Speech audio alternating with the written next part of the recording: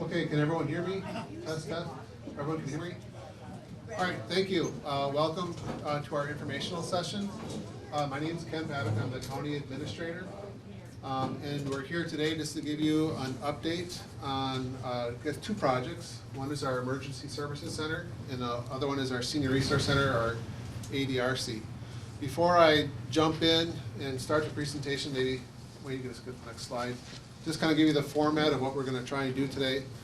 First, just some introductions of some individuals that are going to be speaking to you today. To my left here, Dan is our director of our EMS. Joe Kresbach is our Human Services Director. Also, I just want to introduce Jake, our aging. He's our aging director. Just so you get familiar with the faces, and also Rochelle, our director of our ADRC. So these are the individuals that are, I guess, involved with the project. And if you have any questions, obviously you can speak to us afterwards as well. Also, sitting in front of me is Wayne Spricka. He's our Building and Grounds Director. So, let's see if I can read some. Sorry. In terms of what we're going to try to accomplish today, first we'd like to just give you a summary of the needs. In other words, why are we looking at these projects? And then we're going to go through and give you a description of the options that we looked at. There's two primary options that are under consideration. One is for the construction of 2 new facilities. And then the other option is, I guess, a hybrid in which we reuse the old highway shop, which is right next door.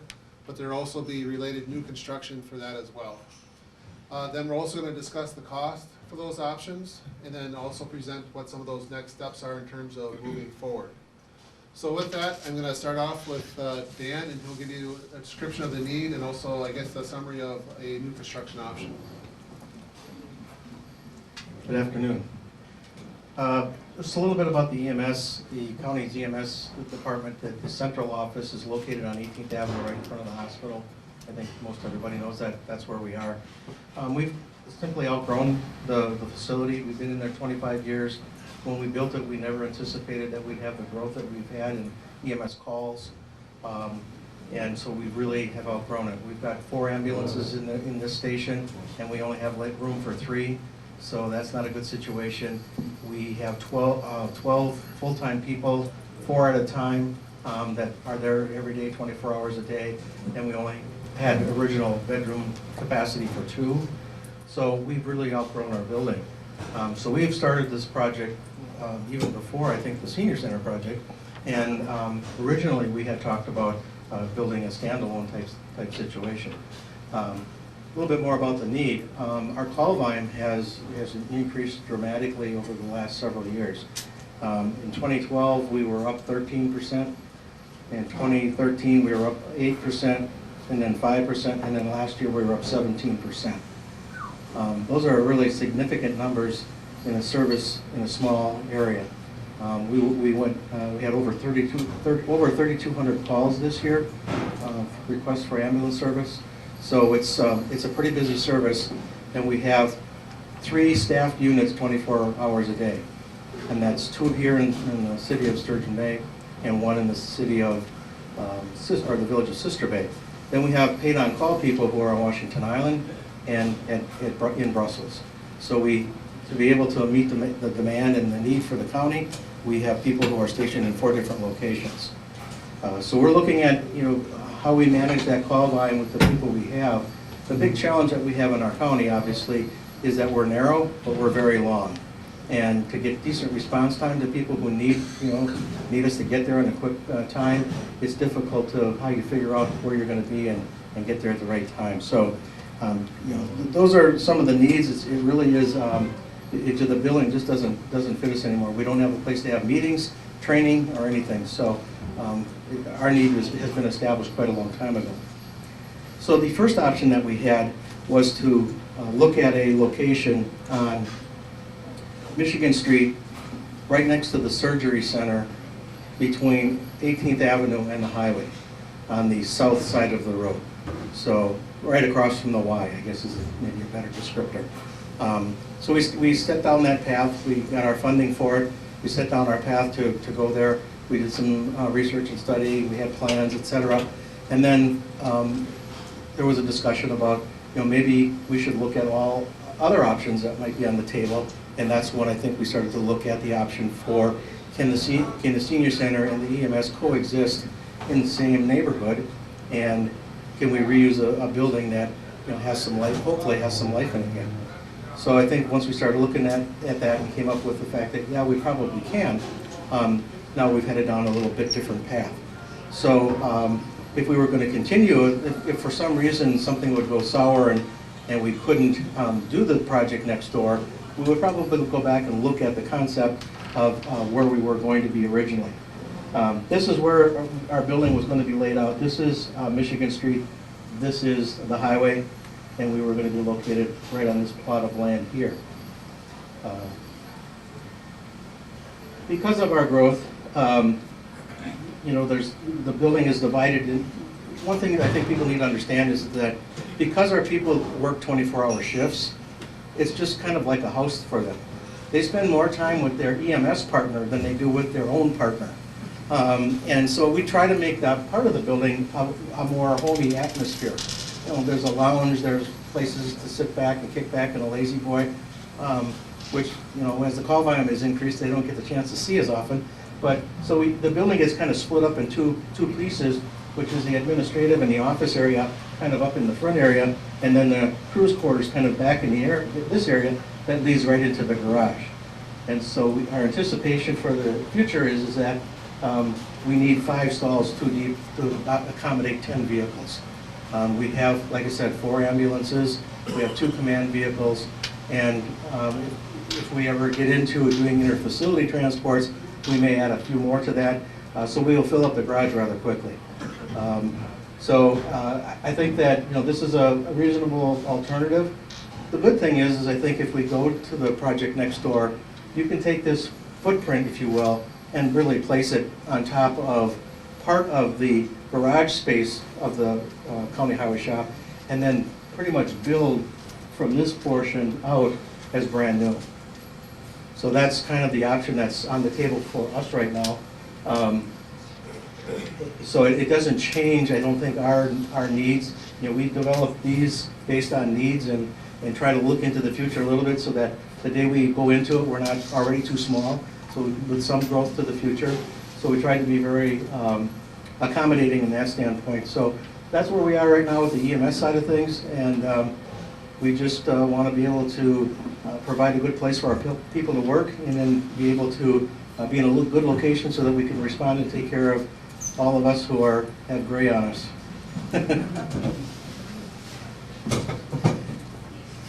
Joe, I'll let you introduce yourself. Good afternoon, everybody. Again, I'm Joe Krupsbach, Director of Human Services. I'm not sure what Dan was talking about with gray on your hair, because I just cut mine off so it doesn't look like that. So, Wayne, you want to just go ahead to the next slide? So, we've talked about new senior center and looking at this building. This is not our first go-around with this as a county. It's my first go-around with it as a department head that's involved with this stuff, but this was looked at a couple of different times. Last time, I think, was in 2011, and plans were developed and drawn, and then that didn't go anywhere. But we certainly have a need. You can see the space that we have currently, we've definitely outgrown it. We have had parties in here with 170 people, and obviously that's not our daily event, but it gets real crowded real fast. And we have service needs that have just continued to grow over the years. And you can see within the next 5 years, in Door County, our population, 50% of our population will be over the age of 50. And the number of people that are over the age of 65 and the number of people that are over the age of 85 in the next 10 to 15 years just is growing faster than really any place else in the state. We will be the second highest per capita folks over the age of 65 in the next 10 years. So our population is shifting greatly, and our needs are shifting greatly as well. And we have them listed up here, and I don't need to read through all of them. Part of what we've also done is in 2010, 13, we launched our Aging and Disability Resource Center, better known as our ADRC.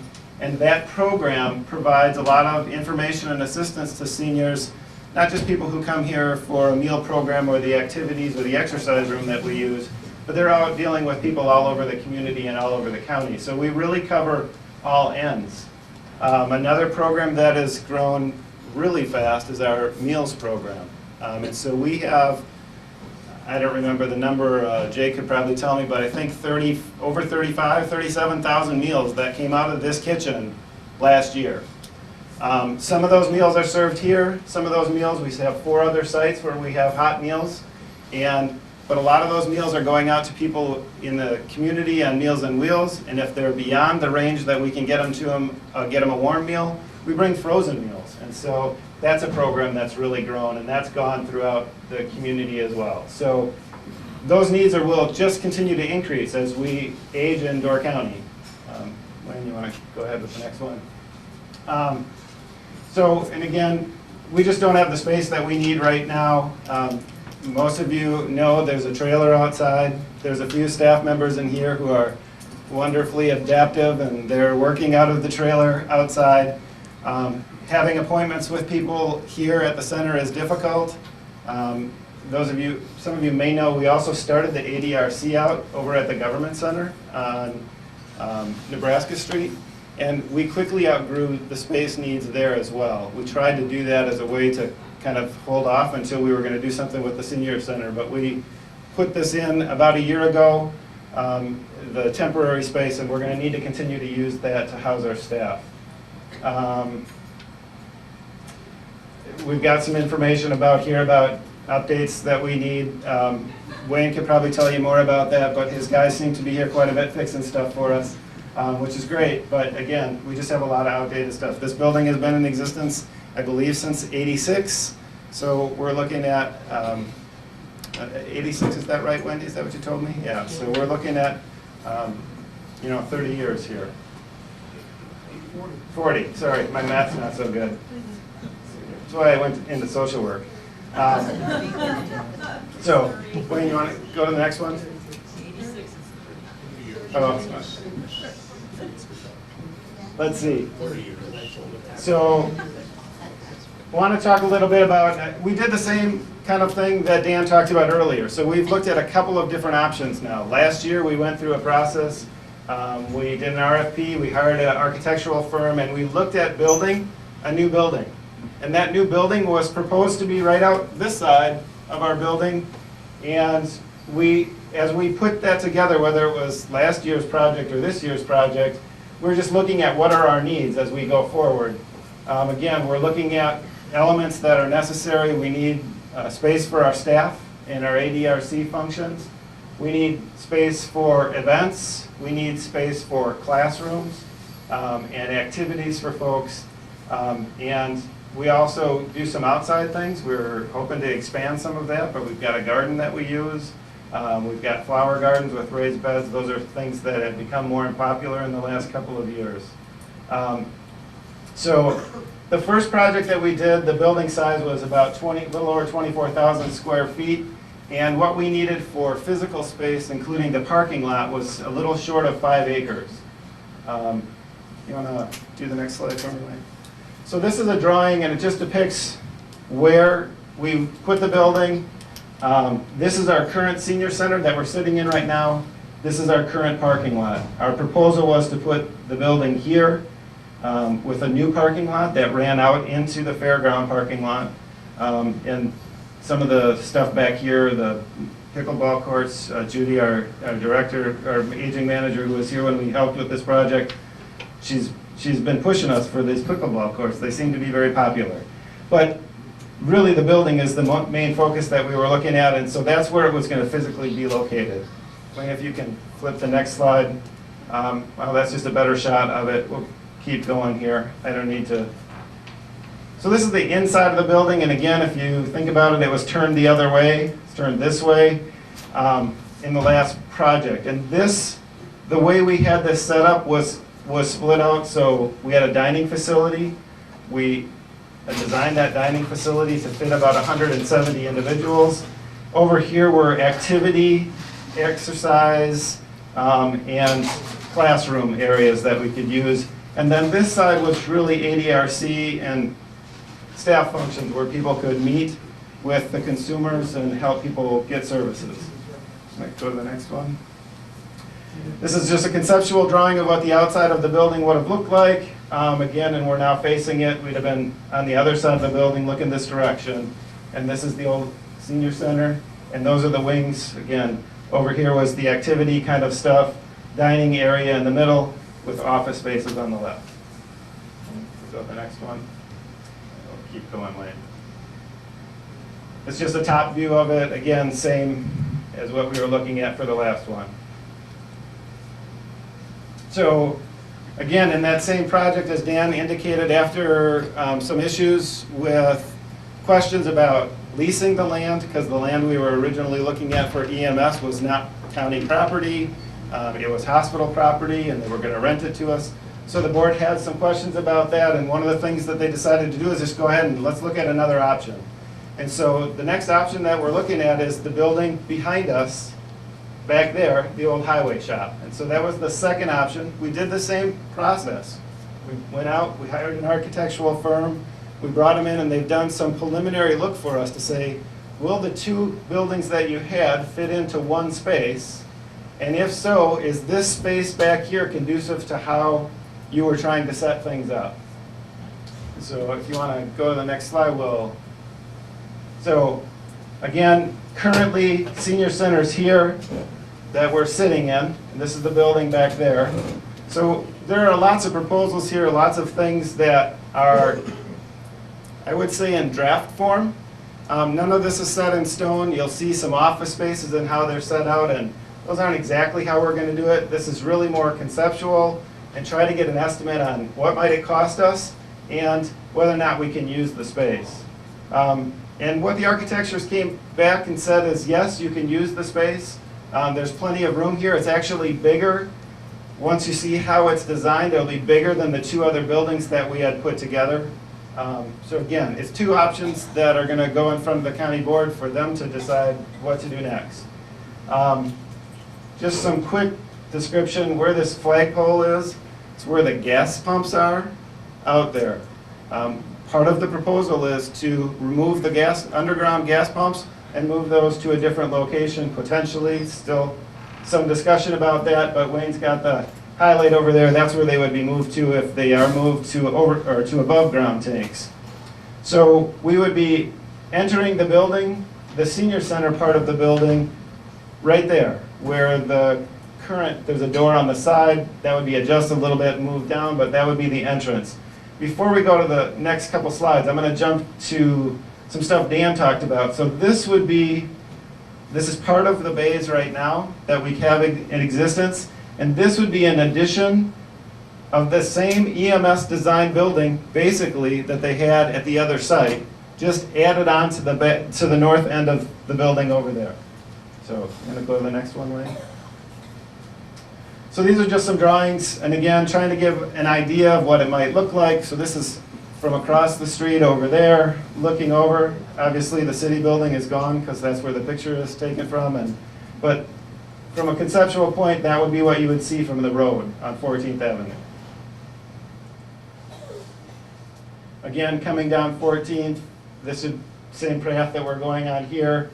The senior center would be here, and that would be the concept for the building there. This would be looking at it from the back corner. Pickleball courts, we're looking at, again, this would be the back end, so back here, and this would be the dining area. We'll try and go inside the building and show you a little bit from a conceptual standpoint what that'll look like. We really skipped over some of the conceptual standpoints of the other buildings, but we've had a lot of other meetings where we talked about those designs. Joe, if you could back up a little bit. You bet. Sorry. So again, this would be the back of the building. So back on the other side of where the dining hall would be, and that would be parking for staff and for EMS, but trying to keep a separation between the county government and workers traffic and the EMS traffic, and the senior center traffic would be on the south end of the building. Go to the next one. All right. So, I'm not sure if that'll work better or not, but now you guys can't see. So that's the EMS part of the structure. The bays for the ambulances, some exercise equipment area, and activity rooms. This allows us an opportunity to have a very large banquet hall, or dining area, which is much bigger than we initially anticipated. We looked at some options for that. Do we create part of a exercise area in there? But again, those are details we just haven't gotten to. You want to go to the next one for me, Wayne? That's the front entrance. So this is coming in the front entrance. If you're going to go to the left, that's what we have set up as our ADRC offices. If you think about it, if you go back outside and you look at this building, it would be the left-hand side of the building with the reception desk right in front. Reception desk again here, so now we've just turned around the other direction. We're looking to the right, and we have walls set up here, and the bathrooms would be behind a wall that's here, and probably bookcases and a place for us. We've got lots of brochures and handouts that we give to people. It would be a place for that. And this just kind of sections it off so you're not staring straight into the dining area. On the back side of that, then this is our, just kind of an area for people to come. But one of the goals that we had in the original project was we want to make the senior center a place where people feel comfortable coming in, where they want to be able to come and spend some time and hang out and do some stuff with their friends or get involved in activities. And again, conceptually, I'm not exactly sure what we would put there. We've talked about things like a coffee bar or computer area. We do computer classes, which have become very popular, so we'd look at some of those options. Again, bathrooms would be back behind that divider. This is the back side of that room, looking now from the dining room out. Wayne, I'm just going to keep going through these. Dining area. I think the part that's interesting to just note about this is, again, we're talking about now we have these potential for some really interesting structure and high vaulted ceilings, and there's a lot of internal that's wood that's currently in there that can be repurposed. And it was interesting to go through this project twice, or this process twice, because the first time we worked hard at trying to make something that felt comfortable in a place that people wanted to go to. And I think we did a nice job of that, but I actually think this particular, the second building, this is my opinion, has more character. Again, because we're able to take something that's already existing, repurpose it, and I think it has some potential. It's not exactly how we would have laid it out in our first round, but it has potential to really meet our needs and also be kind of a little more interesting in terms of how it's set up. This is the inside of the building. This would be the area that we showed as the lobby area and the kind of informal lounge area. But that's a part of the building. That's what it looks like currently. So that's the area that I was just talking about. That's what it would be turned into. Go to the next one. And this is the very back of the building. And this is what would eventually become the dining hall. This is what it looks like now. There's a big double doors here overhead where the vehicles were able to go in. And that's what it currently looks like. And from the architectural standpoint, the designers, this is what they would hope to create out of that. So you want to jump to the next one? I think I'm just about done. So one of the things that was a concern and about this project was the safety. As we go into this old highway shop, is it a safe place for people to be? And so to the property committee's credit, they asked that question and basically said, hey folks, tell us how you're going to clean it up and what you're going to do to make it safe. And so they got a presentation a couple of weeks ago on that from Venture Architecture and a couple other companies that do restoration work. And Ken's going to touch a little bit on the things they'll do from a safety standpoint. Okay, just as Joe mentioned, I'm definitely not the expert in this area, but I kind of draw the short straw, but I'll cover the material. Again, the property committee asked for some expert help in making sure that if we do consider this site, that it's completely safe. So what they did is they had an expert company, Paul Davis, come up and actually do a presentation. They actually walked through the entire building and looked at the structure. And again, Paul Davis is an expert in terms of both remediation of buildings, whether from smoke damage, water damage, any of that type of stuff, and they went through the entire facility. So I'm just gonna cover kind of what would be done if we would consider that building. So if you go, for example, to the next slide, if this is just showing an example, what would they do is you pretty much would clean the entire building from top to bottom.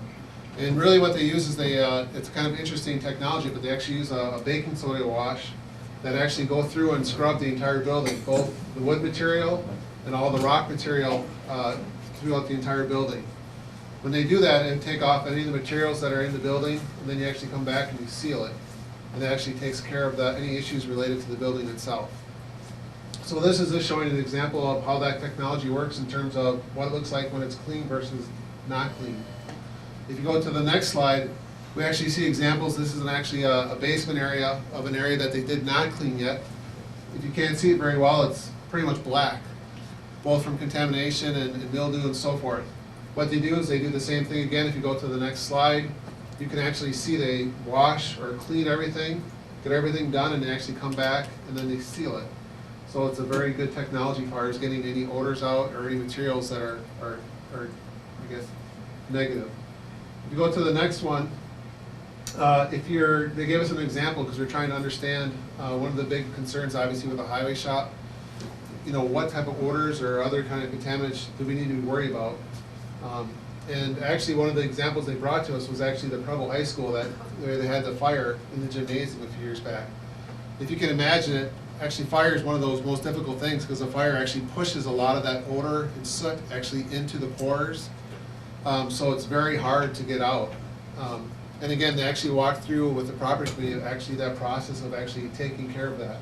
So what you'll see here is all of the pictures of how bad that fire damage was, both in the gym, and actually what happened too, if you can imagine, that fire started and actually got into their entire HVAC system, all their ducting and everything. So they had to clean all of that out for the entire school. Very large project. But again, what they did through the process is they went through the process, they used this technology where they pressure wash all the areas. Obviously the wooden stuff, some of the stuff they removed, but any of the walls and materials, they pressure washed it with this baking soda material. They got all that stuff out, and then they go back and they seal it. And if you look at the next slide, you can see actually how some of that work is done. You can see they sanded the floors or replaced the floors in areas, but everything else was washed. And then you actually can see in the next slide how it can turn out. So in essence, the way they explain it is when they're done, it actually looks like a new building or a new type of construction. And that's how well they can get that cleaned out. In terms of, if you go on to the next part, there's actually, there's really, to me, there's probably two parts that, people have maybe asked questions or concerns. So one is obviously the interior of the building. In other words, what's on the walls or the ceiling, that type of thing. Going through this process, we know that we can clean it, and we can seal it, and it'll be very beautiful. Actually, the one thing that we discovered when you go through that, there's actually wood beams in the dining area, potential dining area, and all the way up to the front of the main building. It's all wood laminate beams, very, very beautiful. When the restoration specialist went through, he couldn't believe the quality of the wood.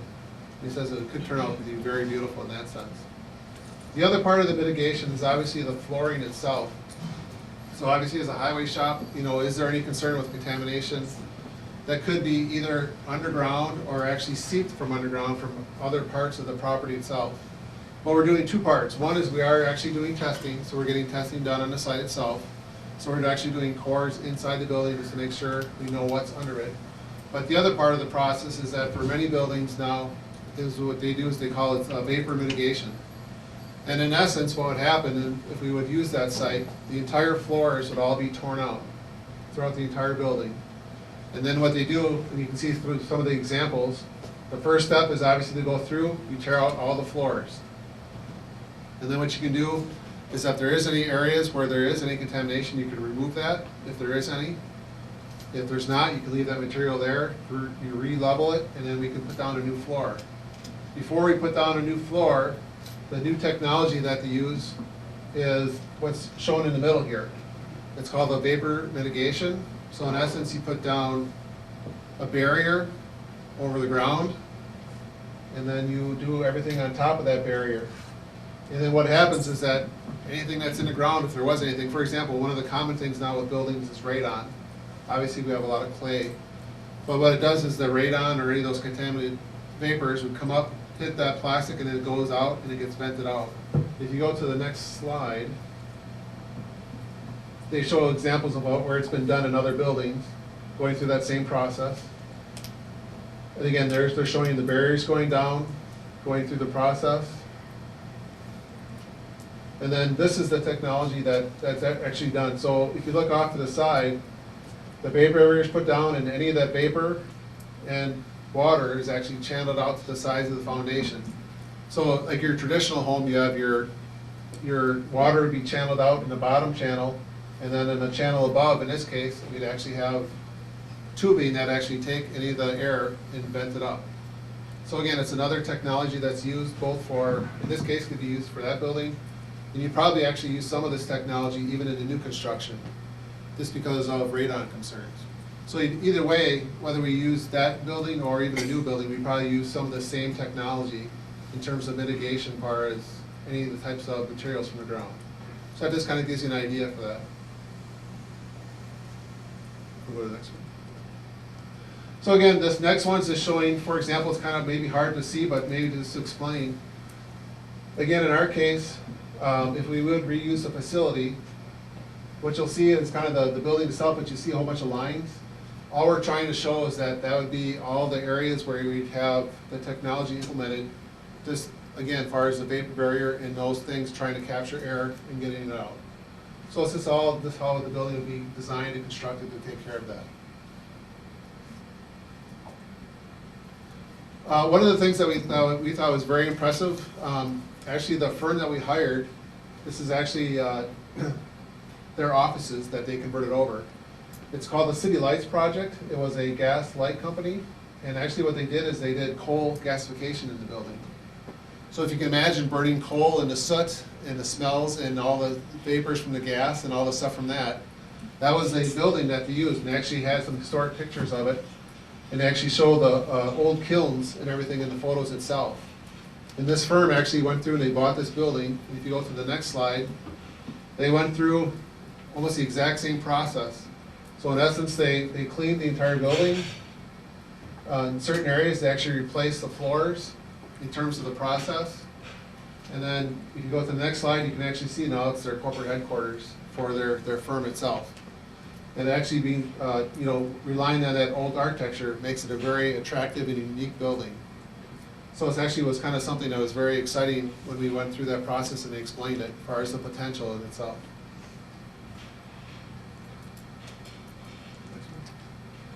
Okay, so I guess the last one is, what is this going to cost us and how do we move forward? So if we look at, maybe just kind of going through, just a quick summary, I guess we're really looking at two options, and it's kind of hard to see, so I'll just kind of go through it. But really looking at our initial proposal, which had two separate buildings, one new EMS building and obviously the new senior center building. And then there's a column here that shows what we're using in terms of reusing the old highway shop, which again is a hybrid of reusing that building plus some new construction. So again, if you look at, again, Joe mentioned it before, overall, the advantage a little bit is that with reusing the old highway shop, we actually end up with more square footage that we can use for the growth of the senior center. Also too, I guess, depending on how you look at it, one of the things that there was a concern on is that with the EMS site previous, that property would have to be leased. In this case, it would all be on county property, and it'd be obviously owned by the county itself. Now, if you look at this, the budget information for the project itself, for the two new buildings, the combined cost of the projects are about $9.6 million to do the two new buildings. To reuse the old highway shop is about $9 million. Now, that's just the construction part of it, so that's just the savings.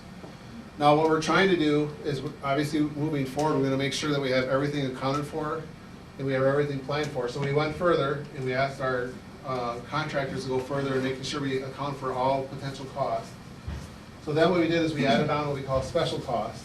So like under the initial proposal, obviously we included the lease, some of our environmental testing, and so forth. Likewise, for the old highway shop, we do have some contingency stuff. So for example, we talked about relocating the fuel shop, or the fuel. So if we relocate that, that's a cost that we have to do to make this project work. So we want to include that cost. We do have, for example, there was a proposal in the design, I don't think Joe covered it, but there's an option to have an outdoor deck. So right now, we have that included, that is a potential option. Another thing that we have allotted for is there other environmental stuff that we need to cover? So for example, on some of the drawings, they actually show some green space areas. Well, some of those green space areas, we might have to do some type of mitigation to make sure it's properly capped, and then we can use that space properly. So again, worst case scenario, we want to make sure that everything comes in and we're able to move forward with the project. So all said and done, if we include those costs, under a new construction option, if we played the worst case scenario, you're looking at about $10.3 million for that option. Or if we do the reuse old highway shop, you're just about $10.1 million. So there's still some savings in terms of reusing the old highway shop. I guess the one thing that, as staff, we're a little bit excited is that there is a lot of character and a lot of things with the old highway shop that it solves a couple issues for us. One is it is a beautiful building if we do it right. It can be very beautiful. And then the second one is we actually have a county-owned facility that we're able to use. And we don't have to either repurpose it or tear it down. It's really built very, very well.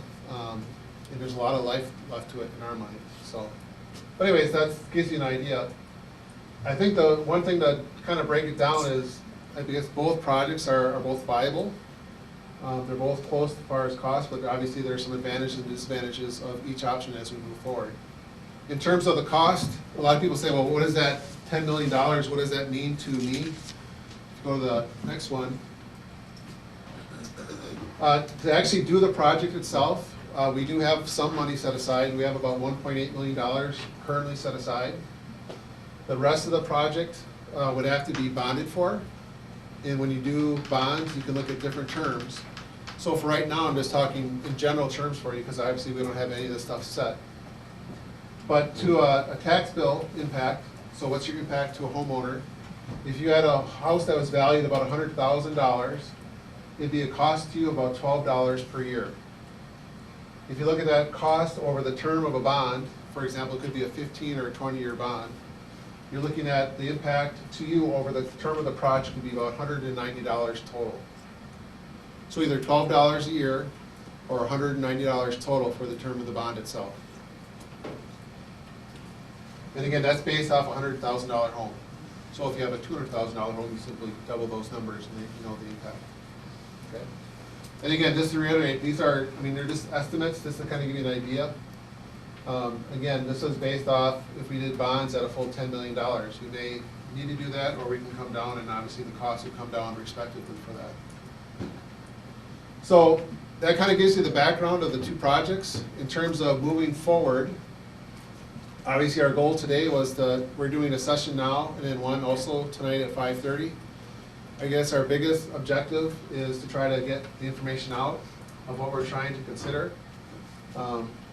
And really, hopefully, try to provide as many facts as we can about the projects and the options moving forward.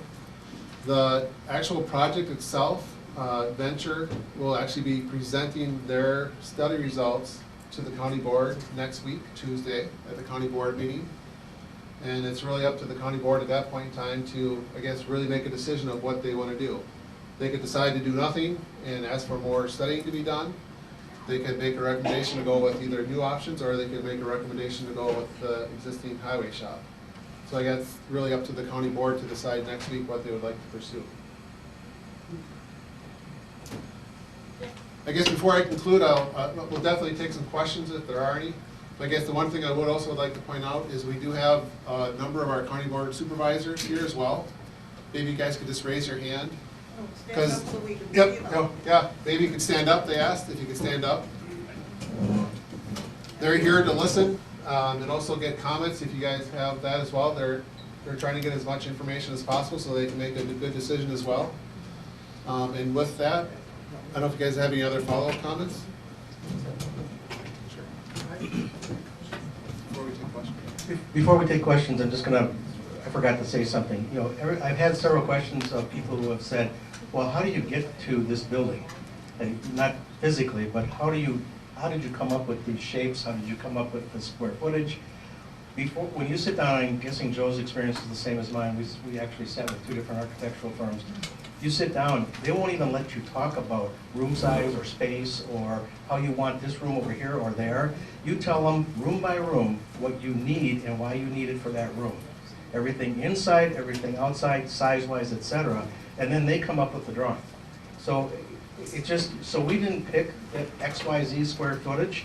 It just, we showed them what our needs were, and when we had determined what our needs were, they did the drawings after that. I just wanted to provide that information for you, because sometimes I think people think that, well, we, in our sleep, drew up this big building, and now we've made everything fit to it. That's not the case at all. They won't even talk to you about those kinds of things until you tell them room by room what you want and why you need it. Okay, so I'll take questions. If there are any questions, yeah. Well, first, a recommendation that the building should be named Dan Rustowitz. Because without him, we'll never get this.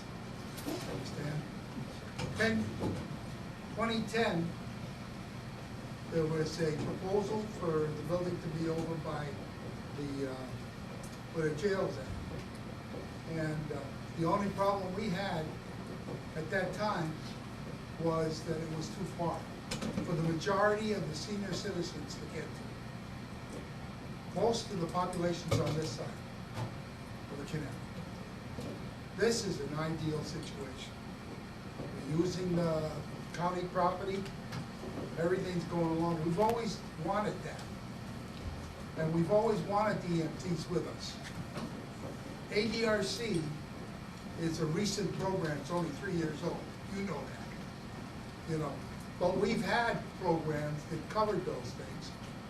And we've always wanted it with us too. The senior center is the heart of this area. And it should be noted that it's priority that it stays a senior center and that we don't get washed in with everything else. I love the program and I love the idea of what we're doing here. And I just hope that the county supervisors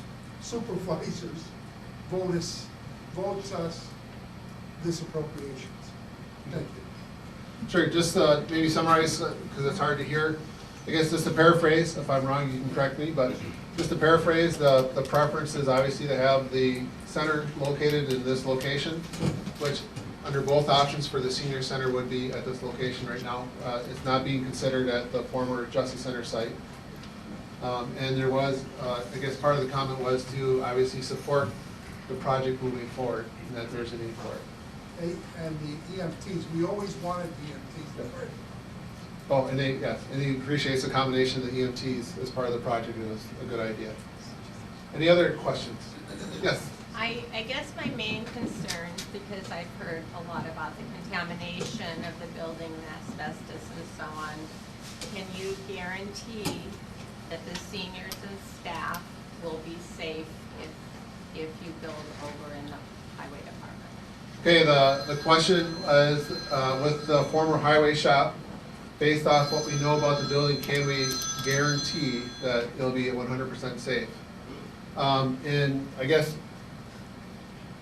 I cannot answer that 100% guarantee. In speaking with the experts, based on what's been done with other facilities and buildings, they were more than confident that the building would meet the needs of what we're proposing.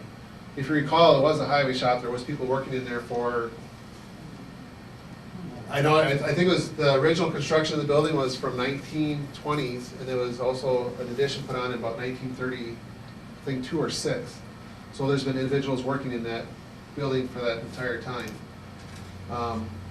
But again, based off what we've been told from the experts, they feel what they felt, and they did say this at the property committee, that they were very confident that this would not be an issue whatsoever with that facility. And we are, just so, and this so you're aware too, we are doing testing, so we're doing testing of the facility now, both in the soil and the air. And throughout the process, we'll be doing that. So for example, if we would go forward with it, we do testing after demolition. And then as we move forward with the project, we'll do testing for that. So I guess I'm not in the position to guarantee, I want to be very clear on that, but based on what the experts have told us and what other projects have been done throughout, not only Wisconsin, but throughout the country, they're very confident that that building can be repurposed. Yes? You talk about sealing the walls and sealing everything. Will that ever have to be resealed? So the question is on the ceiling, it's on the ceiling of the materials. For the highway shop, again, not a complete expert on architecture, but it was explained to us for the building itself, we have to meet, if we do use that facility, we have to meet the energy code. So for the building itself, you're actually gonna see, some of the areas will actually be covered up with traditional walls. So what happened is you clean the walls, for example, where the stone is, we clean the stone, you'd seal the stone, and in some of those areas, you'd actually have walls go up over that because we need to meet the energy code for it. What they're hoping to do is in certain areas of the building, for the effect of drawing out the beauty of the building, is actually have some of that stuff exposed. In those areas, you'd obviously clean it, and then you'd seal it, and you'd actually be able to look at that. Likewise, for the wood beams, the wood ceilings, on some of that, they'll have to, in between the beams, I don't know, Wade, if you can go back to one of the pictures inside. But inside, there's laminate beams going through, and actually there's wood in between that. For some of those areas, just for the energy code, we're going to put insulation in there just for the energy code part of it. But again, we'll be able to actually wash and then seal that. In fact, one of the comments is actually part of the property committee. They actually said that initially, you're probably going to have, this would be the same for any new building, you're probably going to have more, I guess, smell from the new construction and this the sealing of the materials than you would from anything else in there. For example, it says you're not going to smell any diesel. When you initially walk in, you're probably going to smell just the natural varnish that's on the wood itself. Right. So if you look at the building here, you can see these are all wooden beams going through the structure itself. And then there's beams running across the top, and then there's actually wood in between there. A lot of this stuff would probably be sealed or covered for our energy code requirements for the building itself. So. My question was, is that a permanent thing, that sealing? Oh, the seal, yes. The question was, once we seal it, is it permanent? Yes, it is permanent. Okay. I'm sorry. I could have been more direct. That's why I said, would it have to be resealed again sometime at a later time? No, once it's sealed, it will be sealed. Okay. Thank you. Yes. Well, is this gonna be done now? Why couldn't it have been done 11 years ago when they said the building was not able to be used because of irritants and things that, why all of a sudden can things be done for it? So the question is why 11 years ago was not the building considered for an alternative use? And I guess I have to rely on someone else for that. I don't have the full history on what it is. I know the building right now is being leased and is being used for those types of uses. And again, I guess one of the things I could also add is that a lot of things have changed over the past 10 years that at least now we have an opportunity to look at it. So, but I guess I don't have that history or on why that would occur. So, any other questions? Yes, sir. In my working career, years ago, I was involved in the architectural design and engineering of reuse of buildings. And the firm I worked for down in Imperial did a lot of that design work for the paper industry. And we took paper processing buildings and converted them to office space, that sort of thing. Never had a problem with the efficiency of abatement and taking care of any contaminants. And the paper industry was known for highly toxic materials. Maybe why don't you just maybe just stand up and just, because I won't be able to repeat all that. All right. Anyway, I was saying years ago in my working career, I was involved in architectural design and engineering process for the reuse of buildings. That's not the only thing I was involved in, but a lot of it did have to do with that. And I worked for a firm in West Pier, and we did a lot of work for the paper industry. And in the paper processing end of that industry, there's a lot of highly contaminating materials used. sulfuric acids, that sort of thing. And we turned some of those old converting plants into office space and never had a problem with the contaminants not being abated, taken care of, sealed, and the building ending up in a perfectly safe and usable space. So I don't see a problem with going through this process here. Thank you. Any other questions? Yes? Will the stone be kept for the exterior? The question is, will the stone be kept for the exterior? The intent for the exterior of the building, yes, most of the stone would remain. Again, if, Wayne, if you could jump to the outside rendering really quick. Just one thing to point out for the facility itself. Is that for the EMS building? Yep, for the EMS portion of the building where they're adding on the living quarters and the offices, that's actually, again, that's new construction. And what we do is they'd actually pick a design to blend in with the building itself. But the idea is that the structure itself would be maintained. So you'll see that this is all the original stonework. You can see a little bit of different color in here because that's where the doors are, and that's being converted over to different rooms for exercise rooms and stuff like that.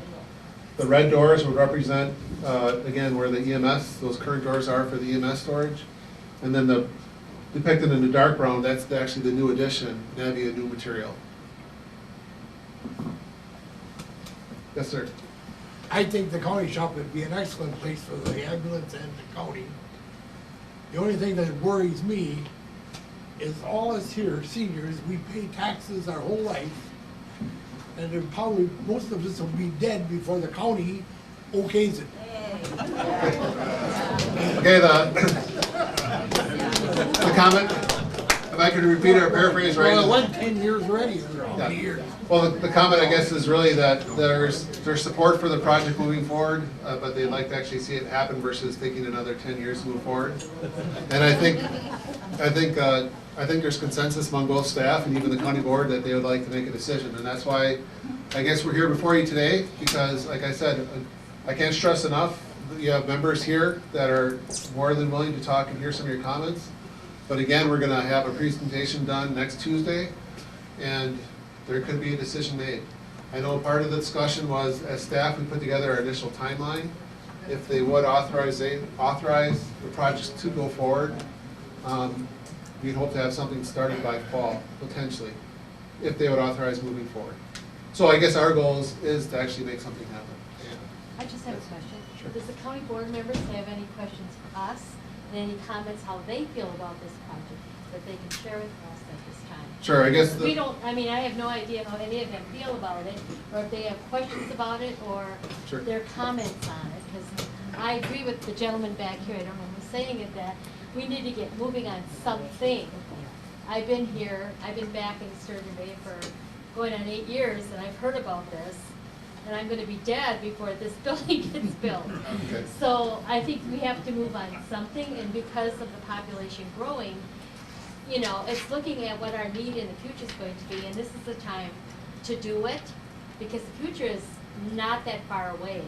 And, you know, we're gonna be limited on resources in our county. Younger people are not gonna be able to take care of us.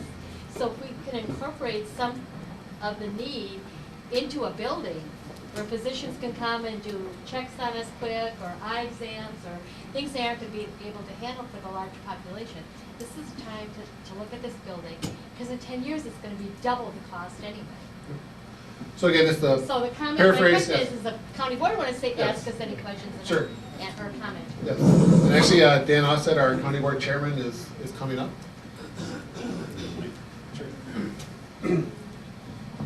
Bill, we're gonna live longer than that. We'll get it done. Bill was in high school with me, or I was in high school with Bill. And to answer the question why it took this long to get there, I can give a 5-minute history of how this partially evolved. And this is strictly my opinion, but many of the county board members would agree with me, I think. We'll find out Tuesday. Some of the negatives towards the first plan was that we were gonna rent from the hospital, and we tried to negotiate a lease, and we rented last time from the hospital, $1 a year. Now they wanted $1,500 a year to rent the land. If we would have been a smart county board back then, we would have built, should have built, it's hindsight, on our own property. We probably would be adding on instead of building a brand new facility. Part of the driving force behind that is eventually the hospital wants to take over the area that the EMS building is at now, so it's not possible or not probable to add on. So that entered into the formula why we made this. I can't say we're going to make a decision or why this got this far. Why it took 12 years, I think one of the things people got to remember, for instance, I'd like to ask the question, how many people here are north of Egg Harbor? North of it. Okay. And how many people here are south of YN? See, now, you got one or two people, and you got to remember the county board's made up of 21 people. Bill can relate to this, 7 north, 7 from the city, and 7 south. And there was always the question, why do we need a senior citizen center? And why do we need it in Sturgeon Bay? Why don't we have one in Egg Harbor or Sister? And this is some of the stuff that we've run into over the years. You know, you can say, oh my gosh, but some people on the county board are contending that we don't even need a senior citizen center. So that was overcome. I happen to be on the county board when we put this one here, and it's really amazing how it's grown in that. But also, I'm jumping around here because I don't have a prepared speech. Why that wasn't looked at 12 years ago? Well, we started figuring out, it's all a trip with the ambulance expanding and needing room for them. And we have been told many times that this building is not in good shape. So we've been talking back and forth. Biz Burley and I here about a year ago, 6 months ago, we were talking about how much the 2 buildings would cost brand new, and we thought, man, could we take the highway shop and get it done cheaper? And that's what propelled us to go the highway shop area. And I think we're proving that it is going to be a little bit cheaper, but it's going to be more spectacular, and it is going to be on county land. So if we ever have to add on or anything, there's room to add on. I can ask you any more questions.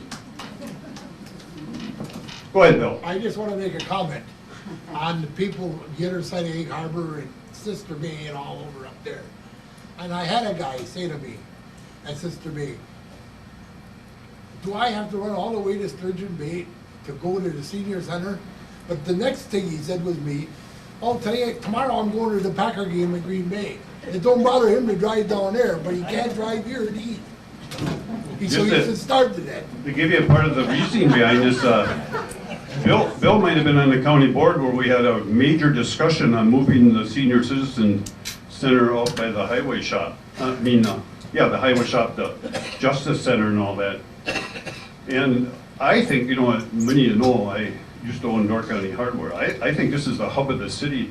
This is where it should be. People come in, from what I'm told, and go shopping at Walmart and go shopping here and there on the outskirts of the city. But we had to fight that battle because there's a lot of people, especially people from the south and the west side of Sturgeon Bay, wanted it out there. Am I correct, Bill? Yeah. So we had these little battles that you don't see.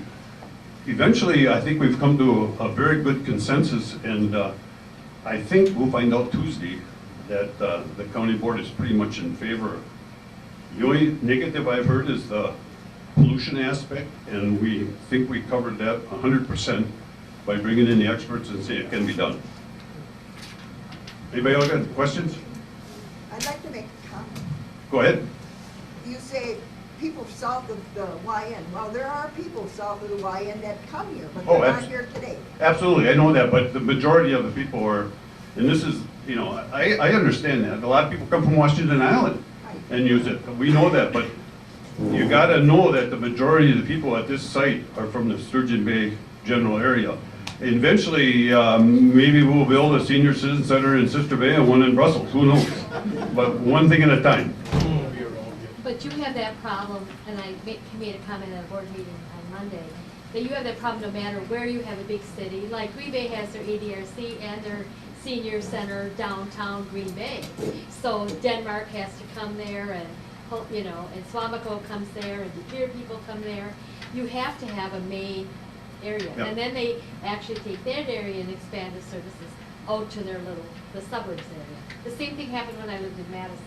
They had everything downtown, and then they took the services and tried to expand them to the outside of Madison. So you're gonna have that no matter what area you live in. One thing that we continually discuss on county board, we don't argue at all, we discuss things.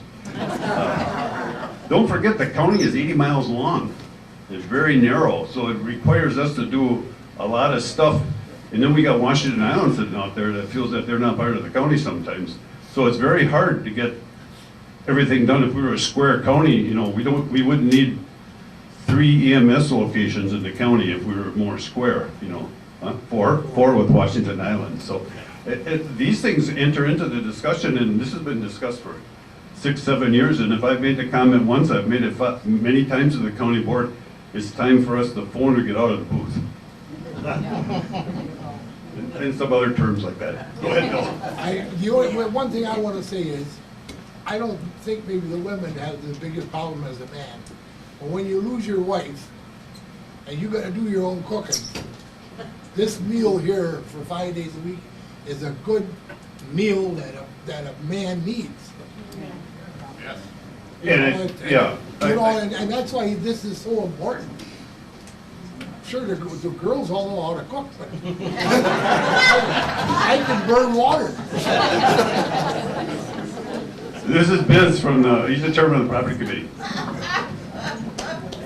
Yeah, I just want to confirm what Chairman Austed is saying. I'm chairman of the property committee, and when we ran into the obstacle of renting or leasing land from the hospital, and when you read over the agreement, they had in there that at any time, no matter if we signed a 50-year lease agreement, at any time, they could appraise our building, we could get an appraisal and come up with a price, they would give us the money and we'd have to leave.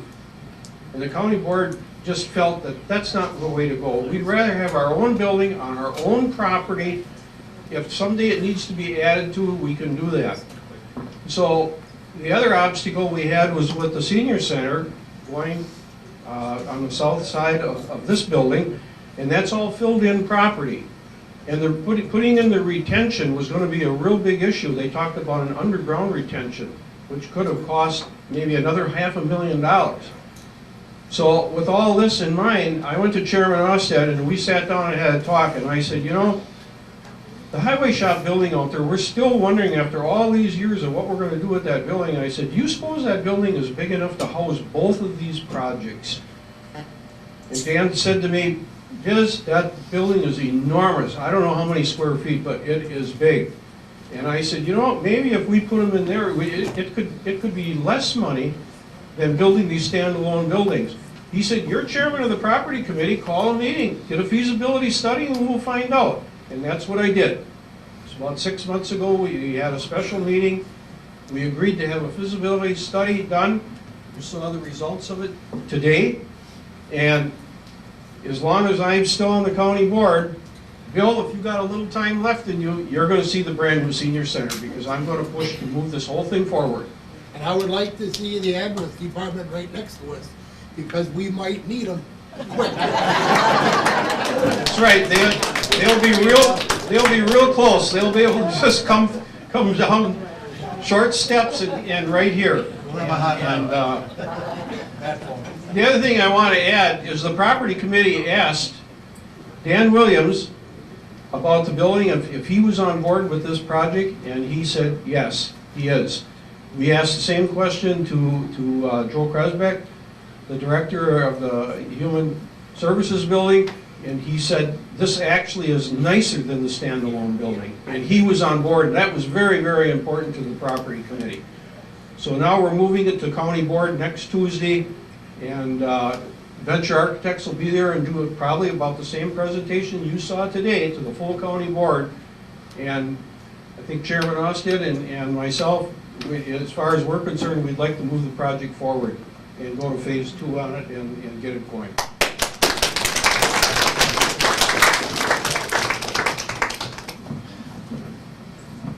Okay, are there any other questions? Okay, well, this one, first, thank you all for attending. We appreciate it. I guess our biggest thing as staff and as the County Board of Supervisors the best decision we can make is making sure that everyone understands what we're trying to do. The worst thing we can react to is rumors, and I think the best we can do is all be on the same page, trying to move forward as one. So I appreciate you guys coming and trying to learn about the project. I truly appreciate that. There will be, if you talk to friends, there will be another session tonight at 5:30. You can also let them know that it will also be at the county board next week. Likewise, you can see it's been filmed, so we're also going to try to get it onto the public access channel. It'll be on 986, the Sebastopol Public Access. Yeah, the tomorrow. Sebastopol Public Access, they'll try to get it on the TV tomorrow. So I guess our biggest goal is to educate people. The smarter we are, the better decision we can make, and we thank you again for coming. And if you do have any questions, again, there's members of the County Board of Supervisors here, you can discuss with them, but again, thank you for coming.